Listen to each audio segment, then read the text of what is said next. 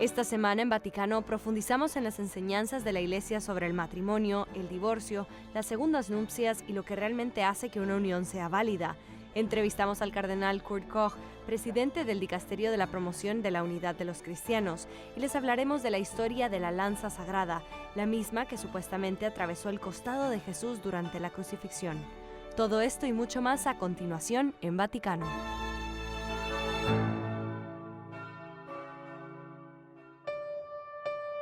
El sínodo sobre la sinodalidad continúa. Desde su cama en el hospital, el Papa Francisco ha aprobado una asamblea eclesial especial para octubre de 2028. El cardenal Mario Grech, secretario general del Sínodo de los Obispos, reveló en una carta a los obispos de todo el mundo el plan para evaluar cómo las comunidades católicas de todo el mundo han puesto en práctica las recomendaciones del recién concluido Sínodo sobre la sinodalidad. El cardenal Grech también subrayó que esta reunión no constituirá un nuevo sínodo, sino que servirá como culminación de un proceso estructurado de aplicación de 3 años. Asimismo, en unas declaraciones realizadas a Vaticano en noviembre de 2024, el cardenal señaló que una vez concluido el sínodo sobre la sinodalidad de 2024, este seguiría adelante. El sínodo ha concluido, pero todavía hay grupos de trabajo que actualmente están... No estoy seguro de que haya concluido. ¿No cree que haya concluido? Entonces, esta podría ser otra pregunta. También necesitamos un momento para reunirnos de nuevo y hacer una evaluación y compartir los dones que el Espíritu Santo está dando a las iglesias locales en beneficio de toda la Iglesia. No se trataba de un sínodo que produjera un documento que pudiéramos colocar en una estantería. Es algo dinámico.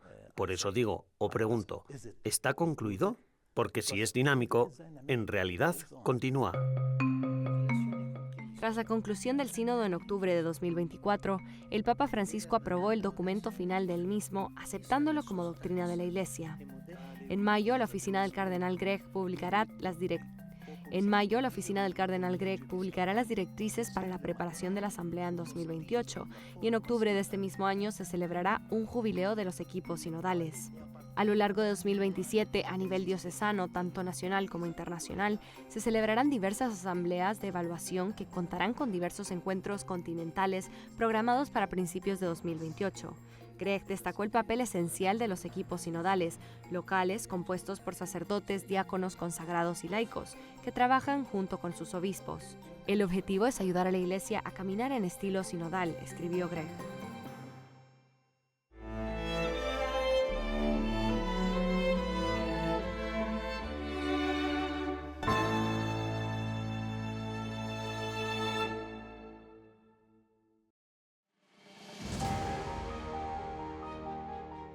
Cada año, durante un día, las iglesias de todo el mundo permanecen abiertas durante 24 horas, invitando a todos a rezar ante el Santísimo Sacramento y a encontrarse con Jesús a través de la confesión. Se trata de las 24 horas para el Señor, un tiempo en el que los corazones agobiados por el pecado se renuevan y los fieles se encuentran cara a cara con Jesús en oración ante el Santísimo Sacramento. ¿Pero dónde comenzó todo? Todo empezó en Roma, cerca de la Plaza de San Pedro, en el centro San Lorenzo, donde Daniel Venturi ayudó a desencadenar lo que se convertiría en un movimiento mundial. Aquella noche de hace 12 años fue descrita por el mismo Daniele, tristemente fallecido hace apenas unos días. Una de las noches más significativas que encendió esta chispa eucarística fue durante el periodo entre la renuncia de Benedicto XVI y el comienzo del pontificado del Papa Francisco. Estábamos aquí mismo, dentro de esta misma iglesia donde nos encontramos hoy, comprometidos con una intensa oración que duró varios días, 24 horas al día, día y noche. Annuncio vobis gaudium magnum. Habemus Papam. El 13 de marzo de 2013, mientras el mundo esperaba escuchar el nombre del nuevo Papa, un grupo de jóvenes continuó rezando ante la Eucaristía, 24 horas de adoración, pidiendo que Dios guiara a la Iglesia. Meses después volvieron a reunirse, esta vez para celebrar el cumpleaños del recién electo Papa Francisco. Los llamaron 24 horas para el Señor. Y para su sorpresa, el Papa Francisco se enteró. Al día siguiente les envió un mensaje de agradecimiento, les envió sus saludos, su gratitud y varios rosarios. Un año después les dio algo aún mayor. En 2014, el Papa Francisco instituyó las 24 horas para el Señor en toda la Iglesia. Así fue como de esa chispa nació un movimiento global. Y el Centro San Lorenzo nunca se ha detenido. Al día de hoy sigue siendo un lugar de adoración, oración y misión.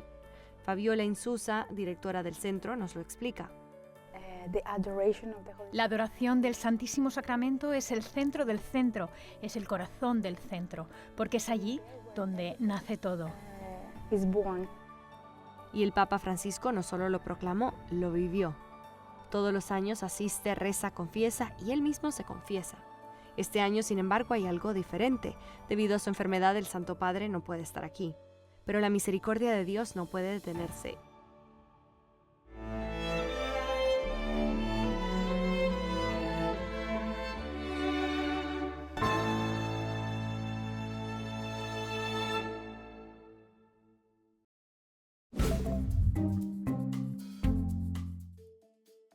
Hola y bienvenidos al Vaticano Updates de esta semana, las noticias más importantes del Santo Padre y del Vaticano. El Vaticano ha publicado la primera foto del Papa Francisco desde que ingresó en el Hospital Gemelli de Roma el 14 de febrero. En la foto se puede ver al Santo Padre sentado ante el altar de la capilla de la 10ª planta del hospital. El Vaticano también informó que el estado del Papa sigue siendo estable y que continúa con las terapias prescritas. El presidente ucraniano Volodymyr Zelensky ha entregado al Vaticano una lista de nombres de detenidos por el ejército ruso. El presidente pidió oficialmente la mediación diplomática para conseguir su liberación y subrayó que había mantenido una conversación telefónica con el cardenal Pietro Parolin, secretario de Estado de la Santa Sede. También agradeció las oraciones por Ucrania y por la paz. Más de 30.000 corredores guardaron 42 segundos de silencio por el Papa Francisco antes de la salida del Maratón de Roma el pasado fin de semana. El silencio de 42 segundos en referencia a los 42 kilómetros del maratón fue un signo de cercanía con el Papa enfermo. Corredores de 126 países se inscribieron en la carrera este 16 de marzo que comenzó cerca del Coliseo romano. El Papa Francisco rezó por las víctimas del incendio de un club nocturno que dejó al menos 59 muertos y otras 155 personas heridas en el norte de Macedonia. En su telegrama dirigido al obispo del país, Kyros Stojanov, el pontífice dijo que reza por quienes perdieron la vida e invoca el consuelo celestial para quienes han perdido a sus seres queridos. El patriarca ecuménico Bartolomé I de Constantinopla afirmó que las tensiones entre la Iglesia Católica y la Ortodoxa no son insuperables. En conversación con un grupo de peregrinos de la Asociación Alemana de Tierra Santa, el jefe de la Iglesia Ortodoxa subrayó que está lleno de esperanza para resolver algunas tensiones en pocos años. Este 2025 los cristianos ortodoxos y católicos celebrarán la Pascua en la misma fecha. Gracias por ver una vez más Vaticano Updates. Paola Riaza para EWTN Vaticano.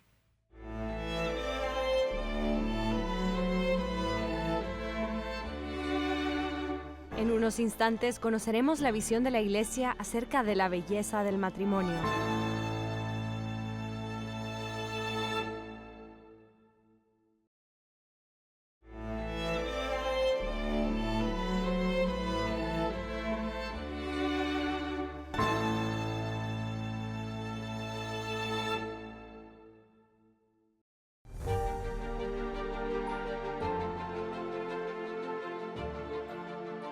Todos soñamos con una familia linda, perfecta, pero no existen las familias perfectas. El Papa Francisco, en su intención de oración para el mes de marzo de 2025, ha pedido que se rece por todas las familias en crisis.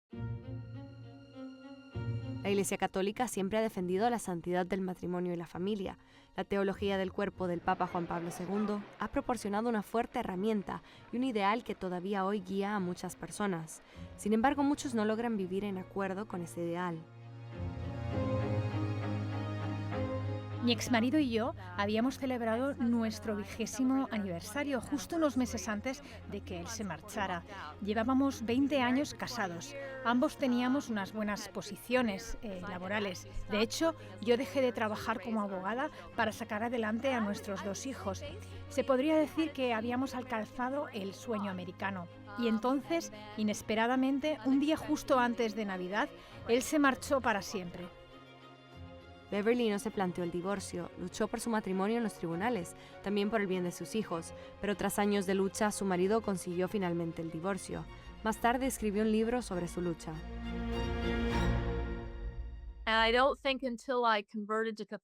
Creo que hasta que me convertí al catolicismo no entendí realmente lo que significaba compartir la carga, lo que significa poder poner esa carga sobre los hombros del Señor. Realmente no lo entendía. Parte de mi proceso de sanación arrancó al convertirme al catolicismo, cuando entendí mejor el matrimonio y realmente pude profundizar en mi relación con Dios y entregar las cosas a Dios.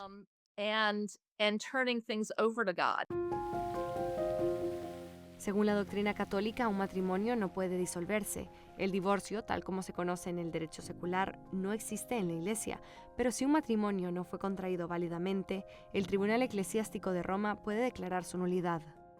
Monseñor Marcus Graulich trabaja desde hace años en la Rota Romana. También es subsecretario del Dicasterio para los Textos Legislativos y afirma que la Iglesia tiene criterios claros para determinar si un matrimonio es válido según el derecho canónico. Si quiero casarme con alguien, tengo que aceptarlo. Tengo que aceptar que ese matrimonio será para siempre, no solo por un tiempo determinado. De inicio, tengo que excluir el divorcio. Tengo que aceptar que el matrimonio tiene que estar abierto a los hijos. Tengo que aceptar que el matrimonio es una unión entre un hombre y una mujer. Todo eso es la fidelidad que conlleva el matrimonio. Además, tengo que ser capaz de entender lo que prometo, la capacidad de entenderlo y la capacidad de asumir las cargas que el matrimonio conlleva.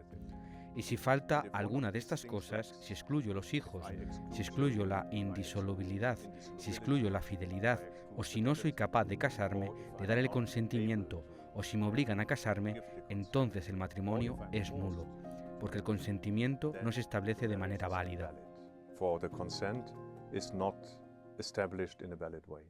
En 2015, el Papa Francisco agilizó el proceso de nulidad, pero para los matrimonios válidos, el divorcio y las llamadas segundas nupcias no están permitidas por la ley eclesiástica.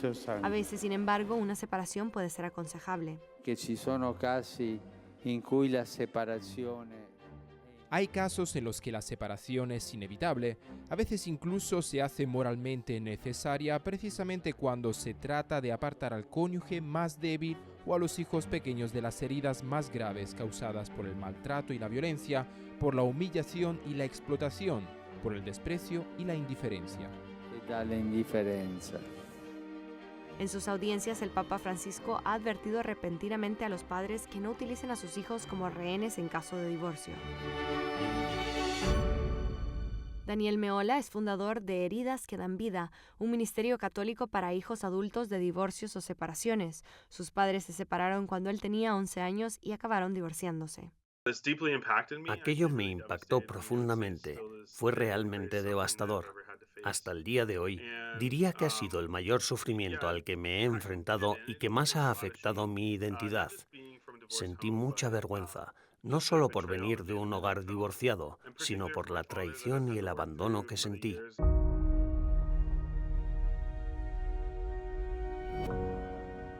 Tras acompañar pastoralmente a más de 2.000 personas, Daniel y su equipo han identificado 7 heridas con las que suelen lidiar la mayoría de los hijos de divorciados. Las 7 cosas con las que se lucha se resuelven en una: la capacidad de atravesar el duelo, porque lo sucedido se normalizó en nuestra identidad y en nuestra fe. Con frecuencia se tienen muchas luchas de fe y se batalla por entender quién es uno. Se piensa: soy el fruto de estos dos padres, pero ahora ya no están juntos. ¿Qué significa eso para mí? Además, tenemos que navegar entre 2 hogares. Se lucha en las relaciones, en el amor y en el matrimonio. Tenemos menos probabilidades de casarnos. Tenemos menos probabilidades de tener éxito en el matrimonio. Luchamos en nuestra vida emocional con la ira, la ansiedad, la depresión, que es la número 4. Número 5, luchamos con el perdón. 6 son los límites familiares como la disfunción. Y finalmente la 7ª, que yo diría que es como que luchamos para saber sufrir bien. Después de todos estos años en la Rota Romana, Monseñor Marcus Graulich considera preocupante que hoy en día muchas parejas se rindan demasiado rápido, en lugar de luchar por su matrimonio. Está convencido de que con un poco de esfuerzo podrían evitarse muchos divorcios. Hace algunos años, no sé si era una entrevista o la autobiografía del cardenal Dolan, el cardenal hablaba de sus padres en St. Louis. Comentó que cuando su padre llegaba a casa del trabajo, todos teníamos que salir de la cocina. Ambos padres se tomaban una cerveza y hablaban. Me parece una buena forma de prevenir. También puedes tomar un té. No necesitas que necesariamente sea una cerveza, pero llega a casa, habla, intercambia tus experiencias del día, etc. Pero si hablar ya no funciona, si solo estáis juntos por los niños, date cuenta. Tomaos un tiempo libre, un tiempo de pareja. Mientras tanto, el Papa Francisco recuerda a los fieles que en las familias en crisis no están solas. Oremos para que las familias divididas encuentren en el perdón la curación de sus heridas, redescubriendo, incluso en sus diferencias, las riquezas de cada uno.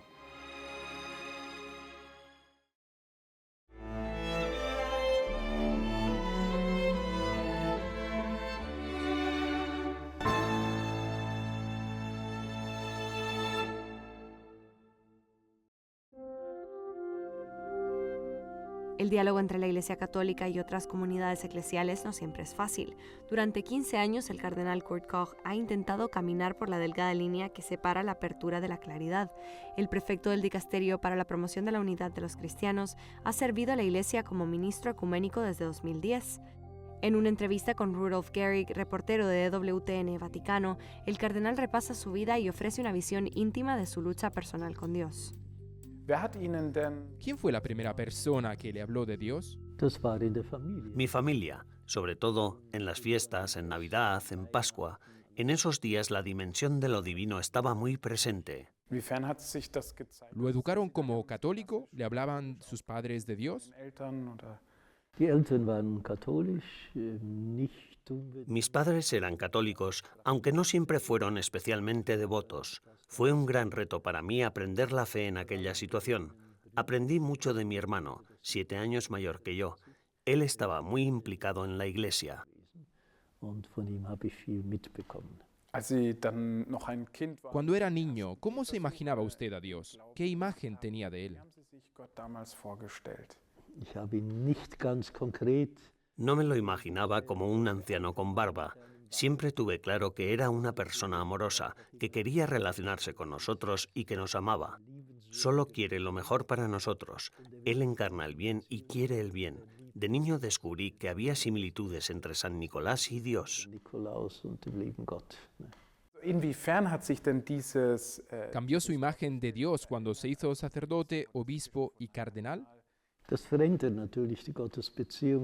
Por supuesto, mi relación con Dios cambió.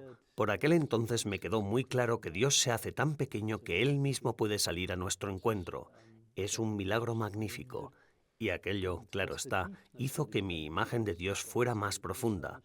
No es simplemente el que se sienta entronizado más allá del mundo y se limita a observarnos, sino que es realmente un Dios amoroso y compasivo que se preocupa por las personas. ¿Ha dudado alguna vez de su vocación o de Dios? Para mí, mi vocación siempre estuvo clara. Esta es la meta, esto es lo que quiero llegar a ser. En realidad, solo he tenido algunas dudas sobre Dios mismo. Como mucho, dudaba de que Dios pudiera tener dudas sobre mí y mi situación. También sigo haciéndome la pregunta, ¿cómo se puede creer en Dios cuando hay tanta miseria y sufrimiento en el mundo? Pero cada vez estoy más convencido de que solo se puede soportar ese sufrimiento en el mundo si se cree en Dios, porque Él mismo no se mantuvo al margen del sufrimiento, sino que en su Hijo tomó sobre sí el sufrimiento y mostró cómo se puede soportar a través de la fe.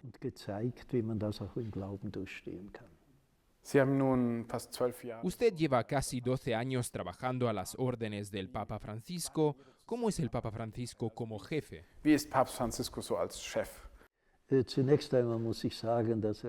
Te da mucha libertad. Aprueba inmediatamente todos los proyectos que inicias. Nunca he tenido un proyecto en el que me haya dicho, no, no lo haremos. Más bien, cuando se los presentas, siempre suele decir, avanti, adelante. Para terminar, quisiera retomar el asunto de su lema, el de su escudo episcopal, que Cristo mismo predomine en todas las cosas. En la Iglesia de hoy tenemos tendencias en las que todo el mundo piensa que puede remodelar la Iglesia a su antojo. y debemos volver a ser responsables del hecho de que no es nuestra iglesia, sino su iglesia, y que estamos a su servicio. Los padres de la iglesia tenían una bella imagen para esto. Cristo es el sol, la iglesia es la luna, y a la luna no se le ocurre querer ser ella misma el sol. No tiene otra luz que la luz del sol, es decir, la luz de Cristo.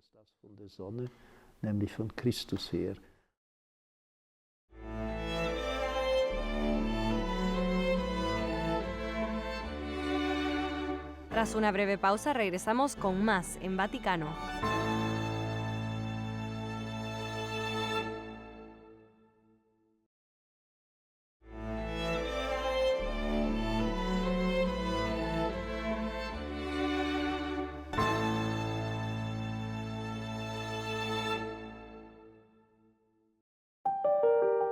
El sábado de la primera semana de Cuaresma en la Basílica de San Pedro tiene lugar un rito único, la exposición de la lanza sagrada de San Longino. San Pedro es la iglesia estacional para este día de Cuaresma. La Pontificia Academia Cultorum Martyrium Romanum es la encargada de mantener estas tradiciones en honor de los mártires de toda Roma.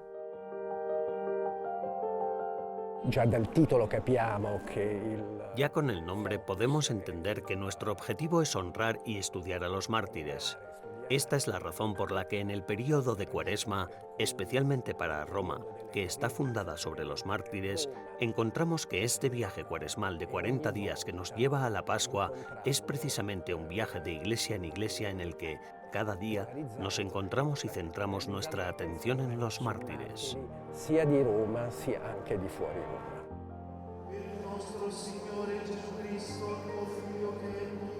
En este día de Cuaresma tenemos la lectura del Evangelio de la Transfiguración, donde tenemos a Pedro, Santiago y Juan de pie ante Cristo en la gloria, Moisés y Elías al lado mostrando que Cristo está cumpliendo la antigua ley, él mismo es la nueva ley. San Juan Crisóstomo nos dice que esta escena fue para ellos un refuerzo en su creencia en la divinidad de Cristo, para que pudieran atravesar los días de la pasión que se avecinaban con fuerza y con fe. Y así hoy también escuchamos algo muy interesante, escuchamos las palabras de San Pedro, solo Él es el único que habla. Dice, Señor, qué bien se está aquí. Los millones de peregrinos que atraviesan cada año las puertas de la Basílica de San Pedro se encuentran con una poderosa estatua de 5 metros esculpida por Gian Lorenzo Bernini. La estatua representa a un hombre que sostiene una larga lanza, una lanza que la cultura popular y mística denomina lanza del destino. A este hombre se le identifica inmediatamente con el soldado que atravesó el costado de Cristo, relatado por el testimonio ocular de San Juan. Muchos peregrinos entran en San Pedro y pasean sin saber que dentro de una capillita escondida se encuentra esta reliquia especial, que es la punta de la lanza que atravesó el costado de Cristo, que llamamos la reliquia de San Longino, el soldado que atravesó el costado de Cristo. Y así, y en este día, con este rito especial, esta reliquia se expone para la veneración de los fieles, de los sacerdotes presentes, y así en este día, con este rito especial, esta reliquia se expone para la veneración de los fieles, de los sacerdotes presentes, y así comenzar de nuevo estos días de Cuaresma, de modo que nos oriente hacia la pasión de Cristo y hacia su resurrección. Precisamente esta reliquia, custodiada en la Basílica de San Pedro desde 1492, es la protagonista de una ceremonia litúrgica al inicio del tiempo penitencial cuaresmal en el corazón de la Iglesia.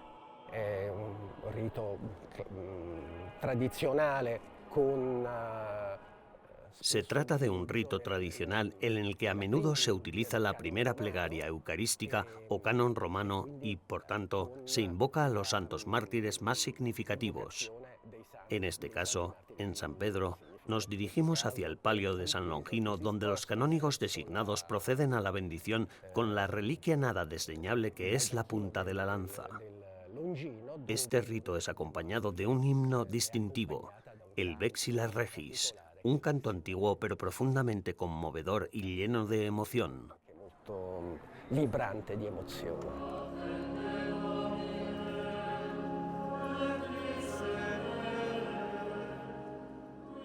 De manera especial, en San Pedro, los fieles son guiados a meditar sobre el momento en el que San Longino atravesó el costado de Cristo.